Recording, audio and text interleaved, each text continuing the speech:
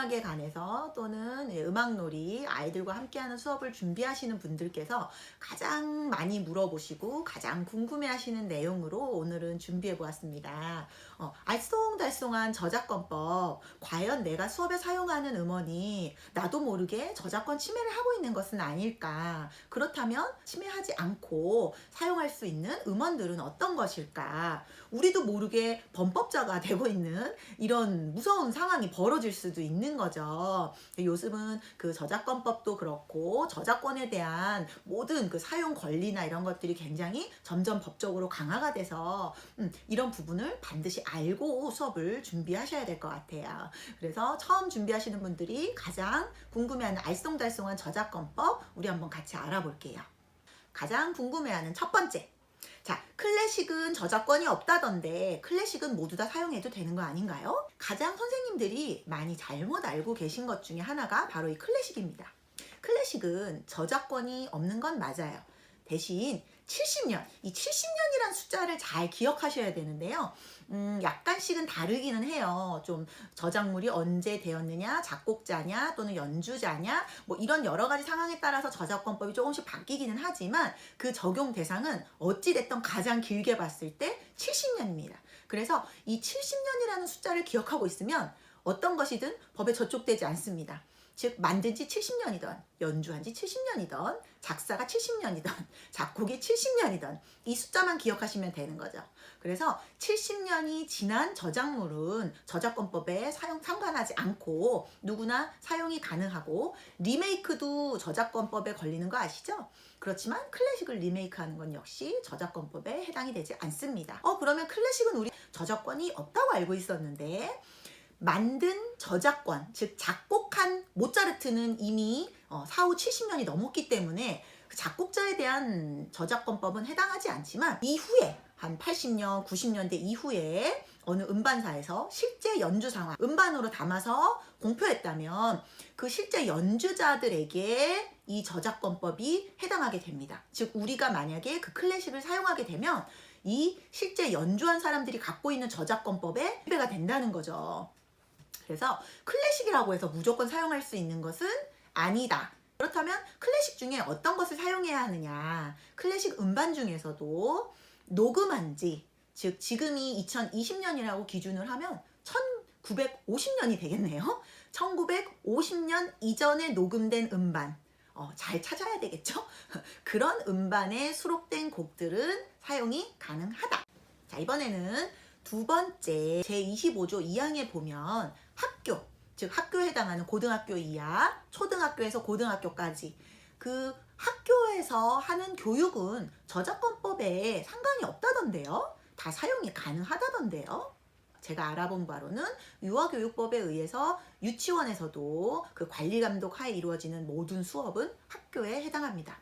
그래서 저작권법에 상관이 없다던데요. 문제는 그러면 모든 음원이 상관이 없느냐? 예를 들면 선생님이 네이버나 유튜브나 소리바다, 멜론 이런 곳에서 만약에 스트리밍을 통해서 들으시는 음원들 있죠? 이것들은 전부 공표된 음원입니다. 공표된 음원은 널리 사람들에게 알리고자 나온 음원들이기 때문에 교육에 사용했을 경우 이 저작권법에 해당하지 않습니다. 이게 팩트예요. 그래서 선생님들이 수업에 사용하는 공표된 음원을 해서 이용하는 것들은 저작권법에 해당하지 않는다는 거예요. 그런데 저작권법에 걸려가지고 소송을 당했어요. 또는 절대 쓰시면 안 됩니다. 이런 무시무시한 문구들 보신 적 있죠? 그럼 이건 어떤 음원일까요? 유치원이라 할지라도 누군가 공표하지 않은, 자, 예를 들면 어떤 유아음악 회사에서 또는 유아음악 교육 프로그램을 만드는 곳에서 그 프랜차이즈, 그 밑에 있는 지사들이나 같은 브랜드를 쓰는 사람들끼리 쓰고자 만든 음원, 그런 것들을 이용해서 공표가 되지 않은 거예요. 그러니까 밖으로 유출되지 않은 이런 것들을 선생님이 어디선가 찾아서 어디선가 누군가한테 거기 일하던 선생님이 개인적으로 준 음원이다. 이거를 만약에 쓰다가 걸리면 그건 저작권법에 해당을 하는 거예요. 공표되지 않은 음원이죠. 그것은 제가 스트리밍을 하거나 네이버나 유튜브 같은 데서 공개적으로 나와 있지 않은 음원을 가지고 쓰신 거기 때문에 이거는 저작권법 위배가 됩니다. 그래서 여기서 조심하실 것은 누가 아는 사람이 아는 유아음악 선생님들끼리 주변에 이제 같이 인맥들이 있잖아요. 같은 일을 하시는 그런 분들이 이거 되게 좋아 써봐 하고 주는 음원 굉장히 위험할 수 있습니다. 이것이 공표된 것인지 공표된 것이 아닌지에 대한 확인이 필요하기 때문이니까요. 선생님들이 네이버나 소리바다 멜론 보통 스트리밍 서비스 많이 받으시잖아요. 이걸 이용해서 수업에 사용하시는 것은 저작권법에 걸리지 않습니다. 자, 제가 법 전문이 아니에요. 저도 저작권법에 대해서 많이 알아보고 저도 이 유아 음악 교육 사업체를 운영하면서 나도 모르게 저작권법을 내가 어기는 건 아닐까 해서 많이 알아보기도 했고요. 그리고 저도 음반을 낼 때 많이 알아봤었는데 이 부분 그래도 조금 더 선생님들과 확실하게 하기 위해서 제가 직접 한국저작권위원회에 전화를 걸어서 제가 상담한 내용을 녹음하였습니다. 이 녹음 내용은 미리 그 담당자님께 양해를 구했고요. 그래서 이 부분 확실하게 한번 들어보실게요. 감사합니다. 저작권 상담팀 장은기입니다. 네, 안녕하세요. 예, 여보세요? 예, 네네. 네, 저희도 한국 그 유아음악 협회라는 곳이고요. 저희 네. 선생님들 대신해서 대표로 여쭤보고자 전화를 드렸습니다. 혹시 네네. 제가 이런 상담 내용을 여기서 지금 녹음이 된다고 알고 있는데, 저도 네. 정확한 전달을 위해서 일단 먼저 녹음을 해도 될까요? 네, 상관없습니다. 네. 선생님들이 이 방과 후 교사나 유치원 그 돌봄 교사, 그래서 방과 후 교사로 수업을 진행 중이신데, 음악 수업이다 보니까 음원을 사용함에 있어서 그 기본적인 내용을 찾아보면 저작권법이라는 것이 그 초등학교에서 고등학교 그 밑으로 준하는, 그 다음에 유아교육법에 의해서 유치원까지도 그 교육에 사용하는 것은 저작권에 상관없이 사용이 가능하다라는 것도 봤지만, 또 그 아닌 경우도 봤거든요. 그래서 저희 선생님들이 그렇게 음원을 사용하는 것이 저작권 침해나 그거에 해당이 되는 경우가 있나요? 어떻게 현장 실제 강의에서 하시는 거예요? 네, 현장 실제 강의고, 그 선생님들은 학교에서 그 3.3%를 뗀 그 금액으로, 월급은 아니지만 시간당 금액으로 보통 돈을 받으시거든요. 네, 선생님. 네, 그 수업 목적상 네, 필요하다고 인정되는 경우에는 네, 말씀하신 것처럼 그런 타인의 저작물, 음악이 될 수도 있고 영상이 될 수도 있고 예, 그런 것들을 일부분을 이용을 할 수가 있습니다. 네, 수업 시간에 학생들에게 음악 틀어주는 것들은 예, 저작권법상 공연이라고 하는데, 네.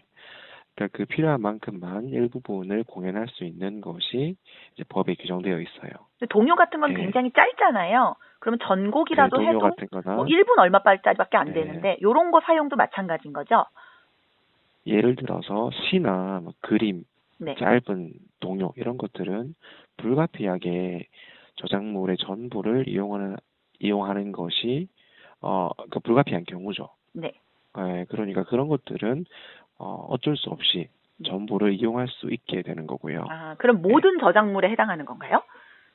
모든 저작물에 해당합니다. 모든 공표된 저작물. 그러니까 공표라 하면 어떤 걸 공개된, 뭐 유튜브나 공개된 예를 들면 저작물이죠. 유튜브나 다 공표된 뭐 거죠. 인터넷에 공개된 것은 공표라는 말씀이시고, 예를 들면 어떤 네. 음악 프로그램 프랜차이즈에서 자기네만 쓰고자 갖고 있고 공표되지 않은 것을 썼을 때는 문제가 된다는 말씀이신 거죠. 네, 그렇습니다. 네, 그러면 공표된 동요라는 것들은 다 이제 그냥 네이버, 그러면은 예를 들면 네이버 뮤직, 소리바다, 뭐 이런 식으로 그것도 다 공표죠. 네, 그렇습니다. 그것도 공표로 보고 다 사용이 가능한 것이고, 네. 그러면은 제가 또 궁금한 거는, 이렇게 그 초등 학교 이외에 선생님들이 학원에서도, 만약 음악 학원에서도 수업을 진행하실 수도 있잖아요. 근데 제가 네. 알기로 학교는 어차피 어머님들한테 돈을 받는 것이 아니라 학교에서 교육을 목적으로 돈을 받는 거지만, 학원은 그 개인 단체로서 어머님들한테 직접 돈을 받잖아요. 요런 네. 경우는 해당 사항이 없는 게 맞나요? 그런 경우는 아까 그러니까 이게 방금 제가 설명드린 것들이 저작권법 25조에 규정되어 있는데, 네. 여기에는 특별법에 따라 설립되었거나 유아교육법, 초중등교육법, 고등교육법에 따른 학교 이런 곳이 이용이 주체가 되어야 됩니다. 네. 말씀하신 경우는 그런 이 법에서 규정하고 있는 기관이나 교육기관에 해당되지 않기 때문에 이 규정에 적용을 받을 수는 없어요. 그 문화센터도 마찬가지겠네요. 그거는 요 법을 좀 더 검토해 봐야 되는 건데, 교육 지원 기관이나 네. 교육 기관이 아니라면 네. 여기에 해당할 수는 없습니다. 그렇기 때문에 뭐 학원이나 사설 업체에서 특정 저작물을 이용을 해서 뭐 영리적 활동을 한다라고 하면 아무래도 저작권 침해가 될 가능성은 보다 높아집니다. 네, 그럼 공표된 저작물은 모두 사용이 가능하다라고 저희가 이해를 하고, 그러면 교육에 쓰는 것은 상관이 없는 거죠. 돈을 받고 어머님들한테 직접적으로 판매하거나 이런 행위만 아니라면은 수업에는 괜찮다는 네. 말씀으로 이해해도 될게요. 네, 그렇게 이해하시면 될 것 같아요. 예, 알겠습니다. 감사합니다. 네, 감사합니다. 자, 어때요? 이제 조금 안심이 되셨나요? 자, 들으신 바와 같이 학교에서 사용하는 공표된 음원을 이용하는 것은 저작권법에 해당하지 않는다. 너무 기쁜 소식이죠? 자, 이번에는 세 번째. 그러면 가장 많이 유아음악에 관심이 많으신 분들이 유치원에서 특기 수업을 하거나 방과후 수업 또는 특성화 수업을 하시는 분들, 또는 그 음악학원에서 유아음악으로 원생을 많이 모집하고 싶으신 그 학원 원장님들이실 텐데요. 자, 이 두 개의 경우에도 예외가 있어요. 자, 이걸 잘 보셔야 돼요. 이번에는 좀 더 세밀하게 들어가 볼게요. 자, 유치원 그리고 초등학교 모두 해당하지요. 학교에 해당합니다. 그런데 우리가 알고 있는 놀이학교는 그 나라에서 정한 유치원에 해당하는 학교가 아니라 개인 사설 학원입니다. 그래서 같은 유아를 지도하는 거지만 그 놀이학교 같은 경우는 해당 사항이 없는 것 같고요. 그 다음에 아쉽게도 음악학원 역시 개인 단체이기 때문에 또 여기에도 해당 사항이 없습니다. 그래서 이런 분들은 만약 내가 수업하는 장소가 학교가 아니라면 70년이 지난 음원을 찾거나 또는 자유롭게 쓰도록 누군가가 공유할 수 있도록 기부한 음원이거나 아니면 내가 직접 돈을 주고 라이센스나 그 사용권에 대해서 획득한 음원 또는 어떤 프랜차이즈의 일부 금액을 낸 그런 음원들이 해당할 수 있겠죠. 그래서 이런 부분에 대해서 좀 잘 생각해 보시고 내가 지금 수업하는 장소가 어디인가 생각해 보시고요. 그렇다고 아무 그 공표된 음원 중에도 만약에 음반인데요. 음반 아래에 공표를 하긴 했지만 이것은 어떠어떠한 교육 이외에는 사용할 수 없다라는 문구 있죠. 금지 조항 같은 게 써 있는 거는 조심하는 게 좋아요.